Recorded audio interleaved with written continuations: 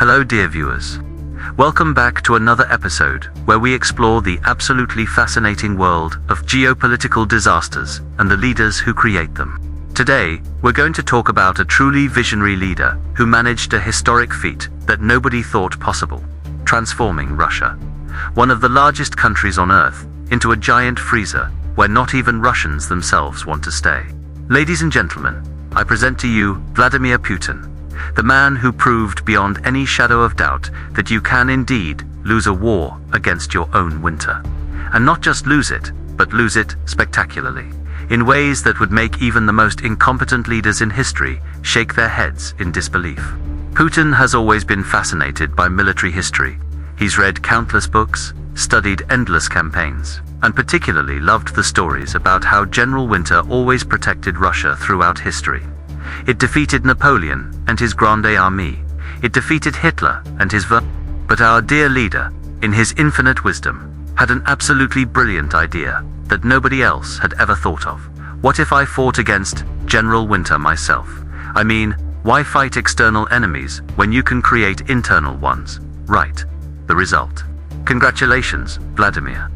You managed to do the impossible, something that eluded even the greatest military minds of history. You turned the Russian climate itself into an internal enemy. Napoleon tried to conquer Russia and failed. Hitler tried to conquer Russia and failed. You tried to destroy Russia from within, and well, you're actually succeeding, but with much more creativity and flair than anyone could have imagined. It takes a special kind of genius to turn your own country's greatest natural defense into its greatest threat. Look at this absolutely brilliant strategy that any military academy would be proud to teach. First, take all the fuel from the snowplows, every last drop, and put it directly into the tanks heading to Ukraine. Check. Second, transform the entire infrastructure budget, money that was supposed to fix roads, bridges, heating systems, into shiny new missiles that look impressive on parade day. Check. Third, and this is where it gets really clever, send all the plumbers, welders, engineers, and everyone who actually knows how to keep a modern society functioning, to die in trenches in Ukraine. Check. Fourth, and this is the masterpiece, sit in the Kremlin, warm and cozy, eating the finest caviar money can buy, while watching Russia freeze in real time, like some twisted reality show. Check. It's the perfect plan. Well, perfect if you're a psychopath who doesn't actually care about the people you're supposed to be leading. But hey, who needs a functioning society when you can have imperial glory, right? I mean, frozen corpses can't complain about bad governance. The Kremlin propaganda machine, which never stops working, unlike most of Russia's heating systems, tells beautiful stories. They say heroic Russian workers work even at -50 degrees Celsius, standing tall like Soviet monuments, defying nature itself with their iron will and patriotic fervor. It's a beautiful narrative, really touching, almost brings a tear to your eye. The reality, let me paint you a different picture. Schools are closed because it's too cold for children to learn. Kindergartens are frozen solid, turned into ice sculptures of what used to be educational facilities. Pipes are exploding left and right, creating fountains of frozen water in the streets.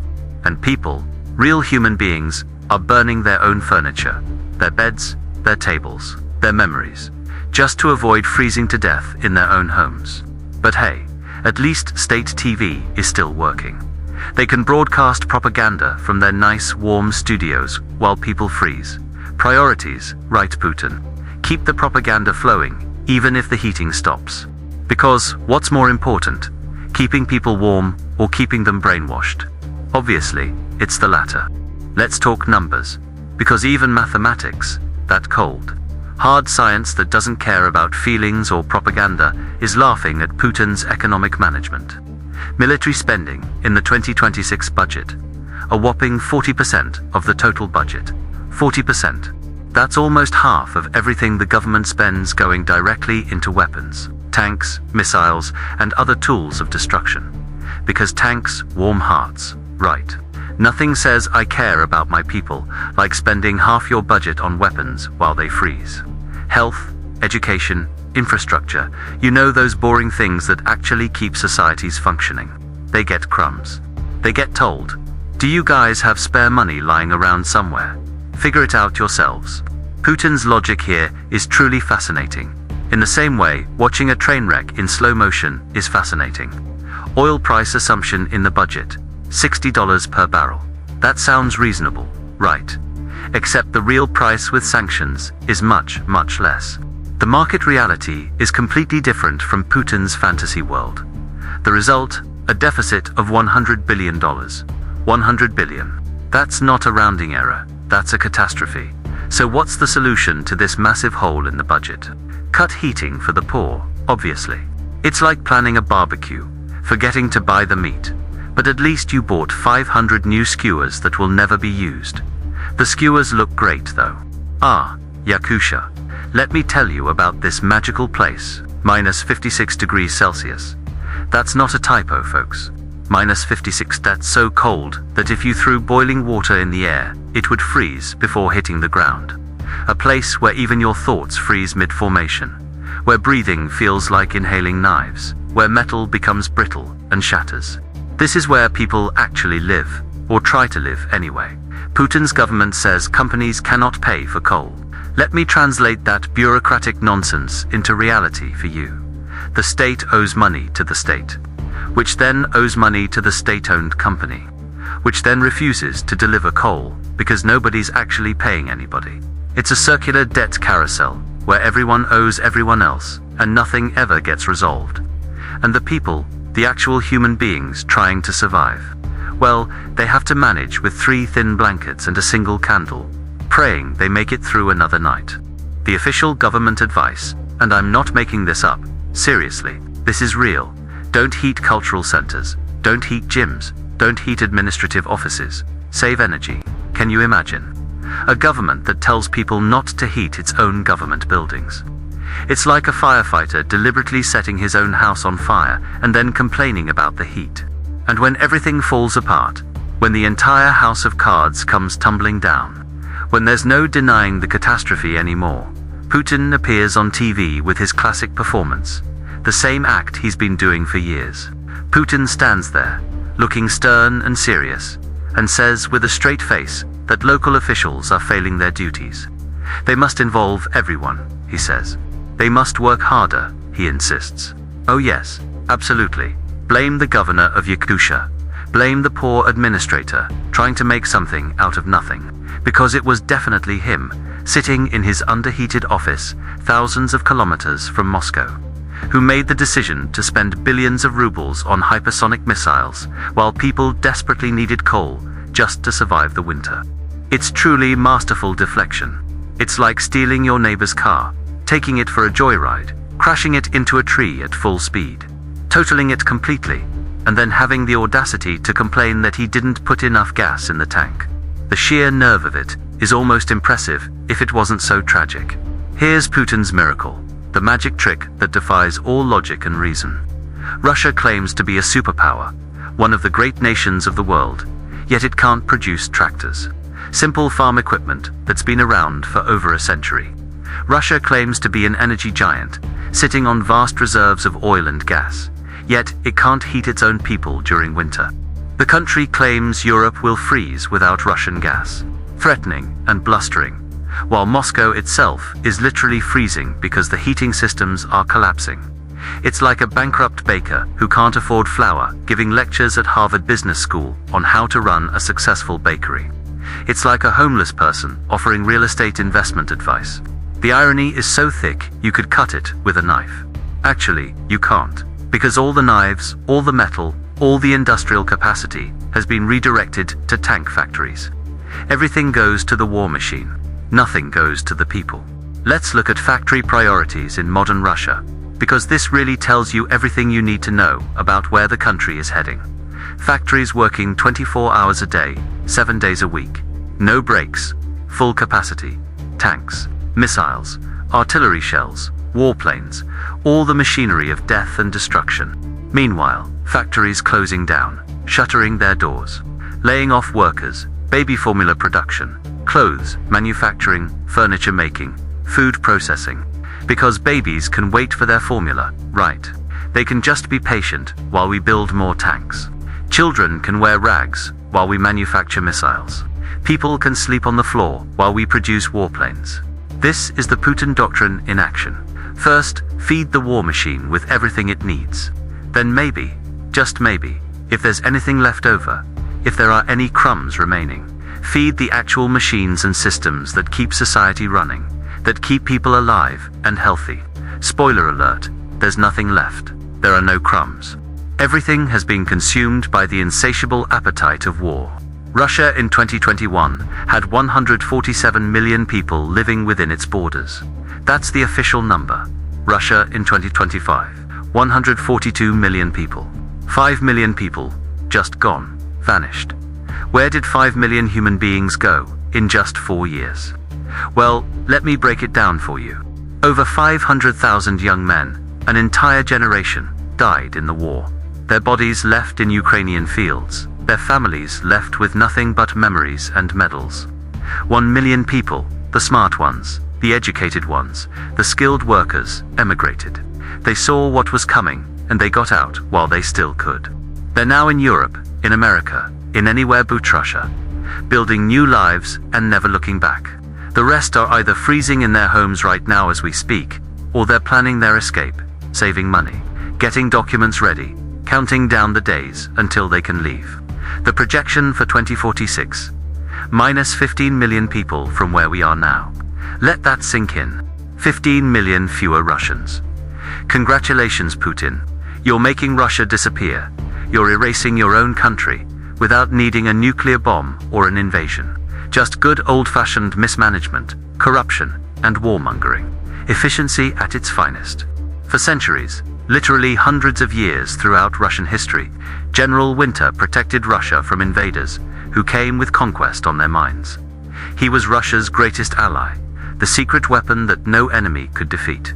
Napoleon and his 600,000-strong Grand Army learned this lesson the hard way when they retreated from Moscow in the brutal winter of 1812. Hitler and his Wehrmacht, with all their modern technology and blitzkrieg tactics, learned the same lesson outside Moscow in 1941. General Winter was loyal, reliable, always there when Russia needed him most.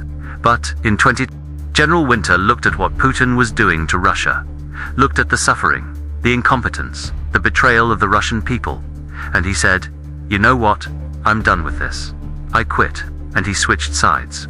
Now he works against the Kremlin, freezing the very people he once protected.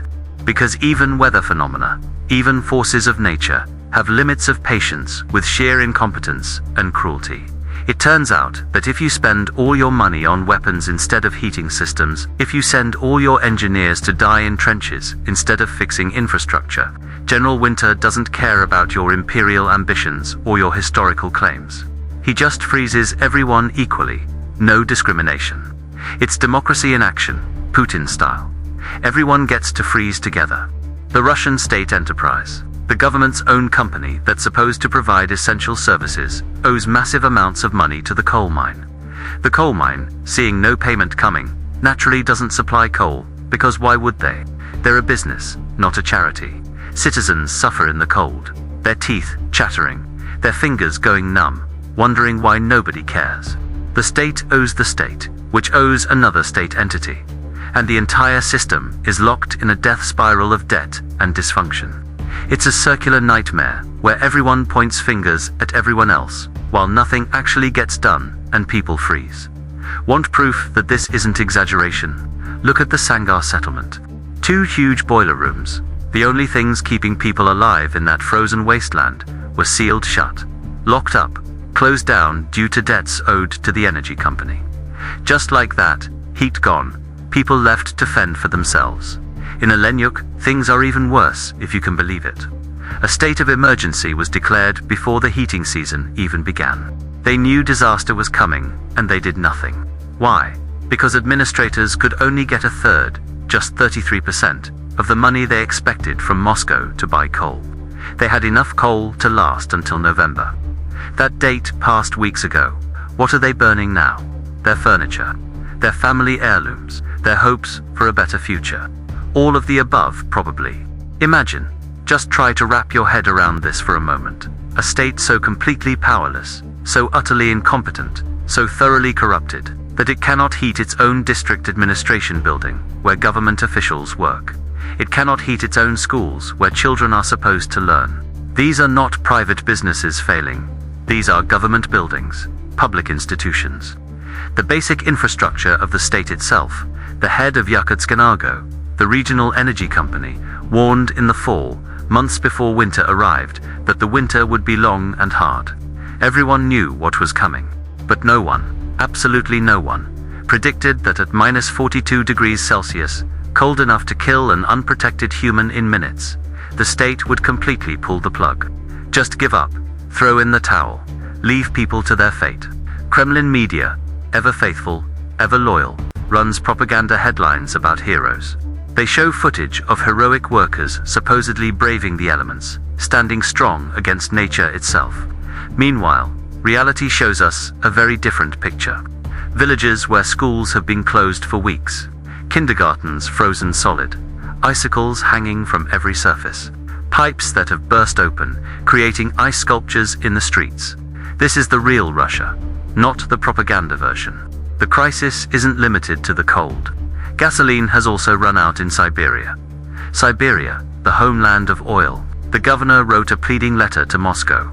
People can't find gasoline for their cars. Only police and ambulances are being given fuel. Why? Because Ukraine brought the war to Russia's heart. Ukrainian drones are systematically striking Russian refineries. According to reports, Russia's refining capacity has dropped by 20%. Ukrainian President Zelensky's words echo at empty gas stations in Siberia. Russia's energy sector will pay the price of the war. Russia's budget is melting away with every bullet fired on the Ukrainian front. But the problem isn't limited to the energy sector. Russia's overall industrial production fell in November. This is the sector's first contraction since February 23. While manufacturing output fell, the decline came almost entirely from non-resource sectors. In other words, Russia can still extract its underground riches, but it no longer has the production capacity to process them and turn them into goods that meet people's needs. The situation in the civilian industrial sector is nearing complete and total collapse, a breakdown so thorough that it rivals the worst days of the 1990s. Many sectors, from basic food production that people need to survive, to textiles that keep people clothed, to furniture manufacturing that provides basic comfort, are experiencing declines not seen in many years, perhaps decades. We're talking about regression, about going backwards in time, about losing ground that was hard won. The automotive sector, once a source of pride for Russian manufacturing, is sliding into sharp recession, with production numbers falling month after month. The production of agricultural machinery, the tractors and combines that farmers desperately need, and infrastructure vehicles, the trucks and equipment required to maintain roads and buildings, has virtually come to a standstill. The factories sit idle or work at a fraction of their capacity. Most strikingly, and this is what really matters to ordinary people trying to live their lives, products that directly affect people's daily existence are no longer being produced in sufficient quantities. We're not talking about luxuries or optional items. We're talking about necessities, basics, the things that make modern life possible. The country's resources, every ruble, every worker, every factory, are increasingly being directed solely and exclusively toward the war economy. Nothing else matters. Nothing else gets funded. Nothing else receives attention. This entire picture, this systematic hollowing out of civilian production, is reminiscent of the final years of the Soviet Union. Those desperate days before everything came crashing down. At that time, back in the late 1980s, factories were feeding the war effort and the Cold War competition, not daily life, not the needs of actual people. The shelves were empty in stores.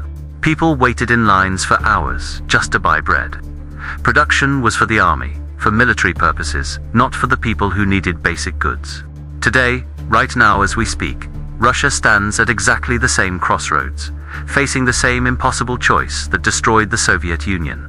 Arms or prosperity. You cannot have both. You must choose.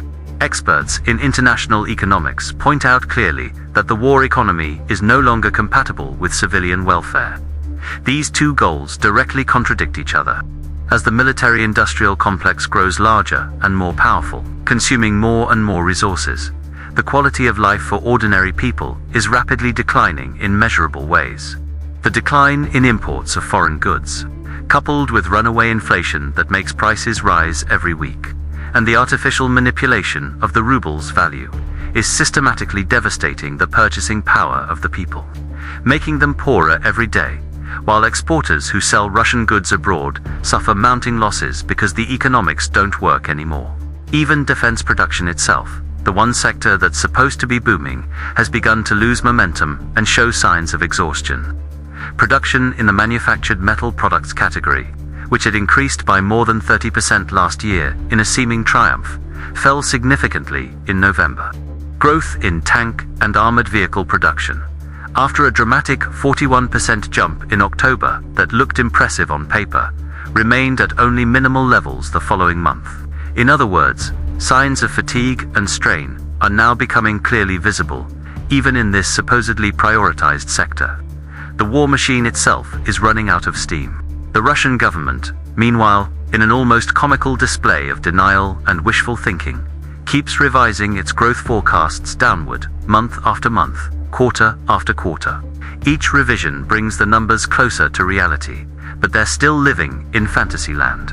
The official growth forecast for 2025, which was initially set at an optimistic 2.3%, back when the government was still pretending everything was fine, was reduced multiple times until it reached just 1% by the end of the year. 1%. That's essentially stagnation, barely growing at all. International organizations, who have no reason to lie or sugarcoat the situation, are even more pessimistic about Russia's future.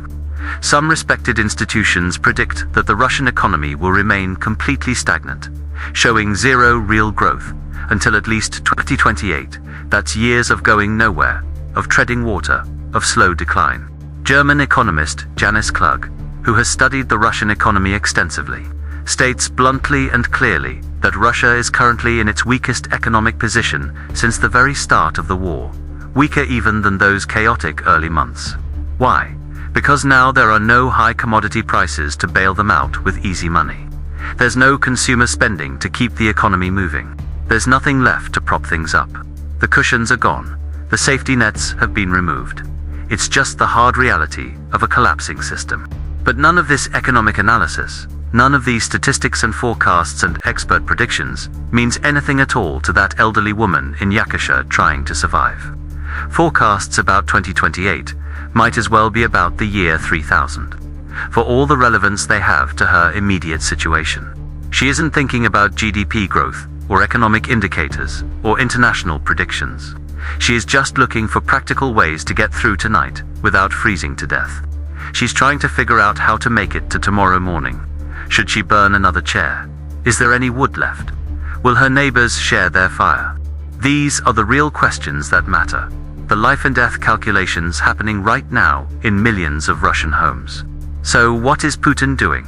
With budget problems and projects failing, Putin appears on camera and says local officials are failing and they must involve everyone. This is classic Russian theater. Officials are bad. Moscow cuts funding, drains resources, spends on war. Then when crisis hits, it blames the local governor. While the minister in Yakutia cries about being out of money, Putin shakes his finger instead of taking responsibility. Although the Russian leader does not accept responsibility for what is happening, the country's economy is on the brink of collapse. Western sanctions have dealt a heavy blow to oil exports, Moscow's largest source of income. According to international analysis organizations, Russia's oil revenues decreased significantly in 2025 alone, with increasing pressure on the shadow tanker fleet, insurance obstacles, and port blacklists. This decline is expected to deepen. Experts agree that the decline in oil profits will increase next year. However, the most critical point is this: the Kremlin is still budgeting based on prices in its own fantasy world. The federal budget assumes an oil barrel price of $60, but the market reality is quite different. Sanctions have pushed Russian oil well below global prices. The result of this artificial gap is a massive deficit. The budget deficit is rapidly approaching $100 billion. So how exactly is the Kremlin attempting to close this absolutely massive gap in their budget? How do they plan to cover a $100 billion hole? The answer is both tragic and brutally simple. Devastating in its cold logic, by turning off the tap, by cutting services, by abandoning people. When public spending gets cut, when Moscow decides to save money, the very first targets, always, predictably, are poor regions located thousands of kilometers away from the capital. Remote and forgotten regions that have no political power, no voice in the Kremlin, no ability to fight back. Places like Yakutia, like Tuva, like Buryatia. Regions that most Russians in Moscow have never even visited. Places they couldn't find on a map. Coal supplies for heating are being systematically cut off. Deliveries stopped, orders cancelled. Local budgets that pay for schools, hospitals, roads, are being suspended completely, frozen in place. Payments to hospitals that treat sick people are being delayed indefinitely, meaning medical facilities cannot buy supplies, cannot pay staff, cannot function properly. Moreover, and this makes the betrayal even more obvious, even more cruel, while all of this domestic suffering is happening, while Russian citizens freeze in their homes, the Kremlin continues without hesitation to export energy abroad for profit. Electricity flows steadily across the border to Kazakhstan. Natural gas is pumped continuously through pipelines to China.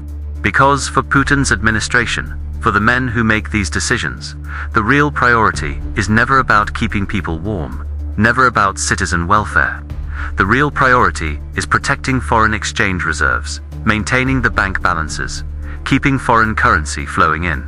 In Moscow's cold calculations, in their spreadsheets and budget meetings, the value of a citizen freezing to death in some distant village is assessed as far less, infinitely less, than a few $1 million transferring into state bank accounts. Money matters, people don't. The banking sector, the critical financial infrastructure that makes modern commerce possible, has been hit exceptionally hard by coordinated international pressure. Comprehensive and far-reaching sanctions imposed on major institutions such as Gazprom Bank, one of Russia's largest and most important financial entities, have severely destabilized the entire financial market by systematically restricting the flow of dollars and euros, the global reserve currencies that international trade depends on. Without reliable access to these currencies, international trade becomes nearly impossible. Businesses cannot operate normally, and the economy suffocates slowly. By 2026, financial analysts and economists widely agree that a full-blown banking crisis seems not just possible, but virtually inevitable, unavoidable. As companies across Russia struggle desperately to pay their mounting debts due to extraordinarily high interest rates set by the central bank in a desperate attempt to control runaway inflation. Russia's real GDP, the actual economic output carefully adjusted for inflation, stands significantly below, far below, what pre-war forecasts confidently predicted it would be at this point in time. The economy risks sliding dangerously into negative growth territory in the coming year, meaning actual contraction, meaning the economy will measurably be smaller at the end of the year than at the beginning, a clear sign of economic failure. Sanctions imposed by the European Union and other Western nations will undoubtedly be extended.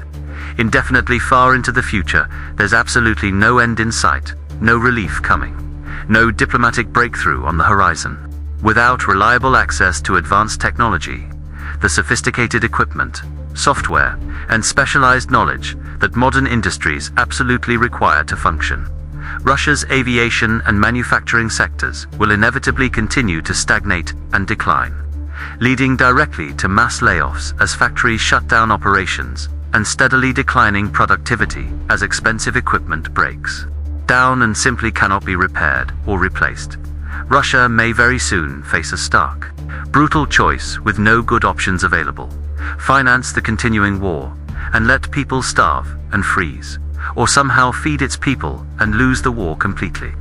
There is no comfortable third option, no magical solution, no clever way to have both guns and butter. Russia's war economy is truly a double-edged sword that cuts both ways, harming even as it seems to help. Military spending reached a staggering $160 billion in 2025 alone. Just think about that number for a moment. $160 billion, an almost incomprehensible amount of money, all directed toward weapons and war. This is equivalent to approximately 7.2% of Russia's entire GDP, the total economic output of the country. That's the highest percentage since the Soviet era, higher than anything seen in the post-Soviet period, a return to Cold War levels of militarization. The defense industries have boomed dramatically, creating job opportunities in this specific sector, attracting workers with high salaries and stable employment. Sounds good on paper, right? However, and this is critical to understand, this growth is absolutely not sustainable over the long term. It's built on sand, on borrowed time, on money that doesn't exist. The 2026 budget makes the priorities crystal clear for anyone willing to look. It prioritizes war over absolutely everything else, over civilian needs of all kinds, with defense spending reaching up to 40% of total government spending. 40%, almost half. This massive militarization is systematically crippling healthcare systems that are already struggling. It's destroying education programs that are barely functioning. It's demolishing infrastructure projects that desperately need funding. It's gutting public services that people depend on daily. War costs alone exceeded $195 billion in 2025. Money that could have rebuilt entire cities, modernized whole regions, transformed people's lives. Similar or even higher figures are projected for 2026 and beyond. The war machine demands feeding, and it's never satisfied, always hungry for more. The labor shortage problem is dramatically exacerbating an already terrible situation, making everything worse. More than 500,000 Russian workers, young men primarily, have lost their lives in this war that Putin started. 500,000 families destroyed, 500,000 futures erased, 500,000 empty chairs at dinner tables across Russia. And millions more, the survivors who saw what was coming, have immigrated permanently to other countries, never to return. Factories across the country are prioritizing tanks, missiles, and warplanes, working overtime to produce instruments of death, while completely neglecting everyday consumer goods that people actually need to live normal lives. This systematic redirection of resources is directly leading to runaway inflation, where prices rise constantly, and economic contraction, where the economy actually shrinks. International Foundation experts warn seriously of economic overheating, where the economy runs too hot in military sectors, while everything else collapses. That will inevitably lead to stagflation in 2026, that dreaded combination of stagnation and inflation that destroys middle classes. Russia faces a truly serious demographic crisis that threatens its very future as a nation. Its population fell dramatically to 142 million in January 2025, down significantly from 147 million in 2021. 5 million people gone in just 4 years. The immigration and emigration of 1 million skilled workers, primarily concentrated in the technology and finance sectors. The exact people Russia needs most has led to a catastrophic loss of talent, a brain drain that cannot be easily reversed. These are engineers, programmers, analysts, the builders of modern economies. Birth rates across Russia are at historically low levels, the lowest in modern Russian history, and comprehensive demographic studies project. A further decline of 15 million people by 2046. 15 million. That's not a small town. That's multiple large cities worth of people, simply ceasing to exist. The labor shortage situation will dramatically and unavoidably worsen over the coming months and years as this grinding war of attrition continues with no end in sight. War deaths, military casualties, will exceed 500,000 fallen soldiers, young men who will never come home, and productivity across every sector of the economy will steadily decline as experienced. Skilled workers either die on battlefields or flee to safer countries, and inexperienced, poorly trained replacements struggle to fill their shoes. GDP, the total economic output, could easily fall by anywhere from 1 to 2%, or possibly even more, in a worst-case scenario. And long-term stagnation, stretching years into the future, combined with accelerating brain drain as the best and brightest continue leaving, may become completely inevitable and unavoidable, baked into Russia's future. In summary, pulling together everything we've discussed today, Russia is currently stuck deeply and inescapably in its own self-created paradox. A massive contradiction entirely of its own making. The country loudly and proudly claims to be a feared superpower, one of the great nations deserving respect, but simultaneously cannot produce simple tractors for its agricultural sector, basic farm equipment that's existed for over a century. Russia says with enormous pride that it is an energy giant, sitting comfortably on vast underground resources, yet paradoxically and tragically cannot heat its own people during the brutal winter months when they need it most. Tank factories across the nation are working mandatory overtime shifts, operating around the clock, while baby formula factories that produce food for infants are permanently closing their doors and shutting down forever. Yakutia, Tuva, Altai, these distant, forgotten regions far from Moscow's glittering lights are not only fighting against the -56-degree cold that Mother Nature throws at them relentlessly right now. They are simultaneously fighting against Moscow's complete betrayal, against the abandonment by their own central government, against the bitter realization that Putin deliberately chose weapons and war over their basic survival and human dignity. General Winter, that ancient and legendary force, has faithfully protected Russia from foreign invaders throughout its long and storied history, century after century. He stopped Napoleon Bonaparte and his massive Grande Army of 600,000 men dead in their tracks during the disastrous retreat from Moscow in 1812. He stopped Adolf Hitler and his technologically superior Wehrmacht outside Moscow in the brutal winter of 1941, freezing German tanks and soldiers alike. But today, in this year of 2025, something unprecedented and shocking has happened. General Winter has become the Kremlin's greatest enemy, turned from protector to destroyer. Because this bone-chilling cold doesn't freeze just the frozen ground and the bare trees. It freezes something far more important and fundamental: the regime's legitimacy itself, the people's faith in their government, the last remaining threads of trust. As Russia enters 2026 with uncertainty and fear, it stands at a sharp and dangerous crossroads with only two paths forward. Either the government continues financing the endless war and thereby condemns its own people to hunger and cold and suffering, or it abandons its imperial dreams and grandiose ambitions, and instead tries desperately to keep ordinary citizens alive and functioning. But Putin's choice, his decision, has been clear from the very beginning and remains unchanged. Tanks first, weapons first, war first, and people later maybe. If there's anything left, this winter may be weathered somehow, perhaps with generators running on fumes, wood stoves burning precious furniture, neighbors sharing what little warmth they have in acts of solidarity that the government never showed them. But it won't just be the snow that melts when spring finally comes. That unwavering loyalty to Putin, that blind faith in the strong leader, has already begun to crack and splinter like Siberia's frozen pipes under pressure. The deep frozen silence of Yakutia, that eerie quiet of a land too cold for sound itself, is actually a harbinger of the approaching storm, a warning of what's to come when patience finally runs out. Putin had a stark choice, crystal clear, impossible to misunderstand. Finance the war, pour resources into conquest and destruction, or feed and heat his people. Take care of the citizens who trusted him with power. Putin chose war. Every single time, without hesitation, without second thoughts, he chose war. The man who dreamed of rebuilding the Soviet Empire, of restoring Russia to superpower status, of making the world fear Russian might once again, actually succeeded in one terrible way. He brought back all the worst aspects of Soviet life that people thought they'd escaped forever.